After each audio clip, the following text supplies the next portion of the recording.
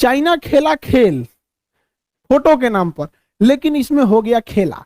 खेला क्या हो गया कि जो फोटो उसने रिलीज किया ना, वो चाइना के टिकटॉकर थे सब, ये उसके सैनिक नहीं है सब। देखिए ये सब चाइना के टिकटॉकर है सब। भारत में तो सब टिकटॉकर चल गया सब दुकान नाचने ना, तो खूब नाचता था सब टिकटॉक पे आके।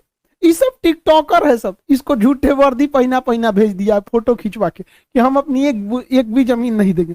अब टिकटॉकर सब तो अपने हाईलाइट होता है सब, कुछ पहन के नाचने लगता है सब, तो ये सब हाईलाइट था। तो चाइना के लोग पहचान गए कि रे ससुरा तो नहीं, तू कह रहा है कि हम 1 इंच जमीन नहीं दे। टिकटॉकर साड़ी पहन के घूमने वाला सब, ये सब क्या करेगा सब वहां पे। अब चाइना के सोशल मीडिया पे बवाल हो गया। अब चाइना की कम्युनिस्ट पार्टी ने कहा कि कोई भी सेना पे अगर सवाल उठाता है तो उसको जेल भेज दीजिए। वाह रे भैया वाह, जेल चल गया सब, जिसने भी सवाल पूछा जेल चला गया चाइना। अब चाइना ने एक नया डिजाइन लाया, कहा कि बहुत बेइज्जती हो गया। चाइना ने कहा कि गलवान घाटी में हमारे जितने भी सैनिक शहीद हुए थे, जो जमीन कब्जा करके लाए, वहां से हम लोग पत्थर को लाएंगे।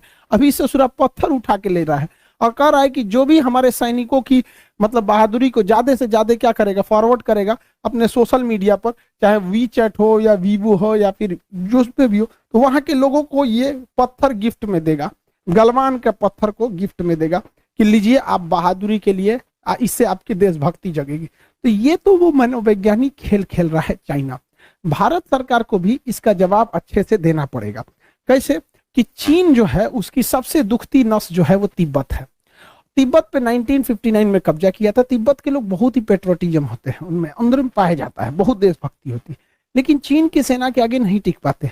लेकिन ये उनके लिए घातक हो जाएगा। भारत सरकार को भी क्या करना चाहिए, जो भी तिब्बत के लोग हैं उनको बढ़ावा देने के लिए बोध गया में जहां महात्मा बुद्ध को ज्ञान की प्राप्ति हुई थी, बोधि वृक्ष, उसके पत्तों को खूब अच्छा से लेमिनेशन करा के दलाई लामा के थ्रू दिलाना चाहिए, ताकि इनके अंदर अपनी एक स्वतंत्र देश की भावना जीवित रहे। अगर स्वतंत्र देश की भावना जीवित रहेगी तो आज नहीं तो कल ये पलट देंगे।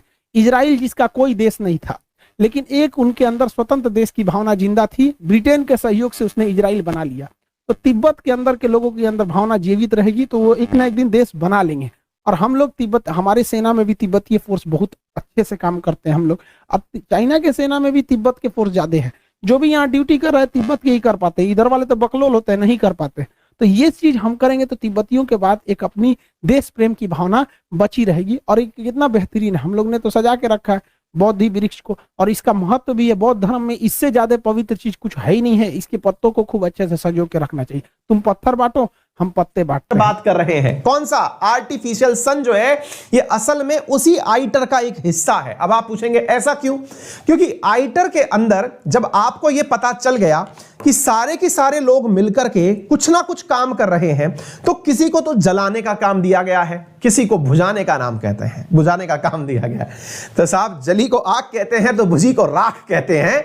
तो इसी आधार पर आइटर के अंदर कुछ ना कुछ काम दिए गए हैं। आइटर में जो जलाने का काम दिया है वो चाइना को दिया गया है, और वही चाइना चेंगड़ू के साथ साथ ये जो ईस्ट का निर्माण कर रहा है, जो कि चाइना के हैफई नामक शहर में है। कहां पर है? हैफई।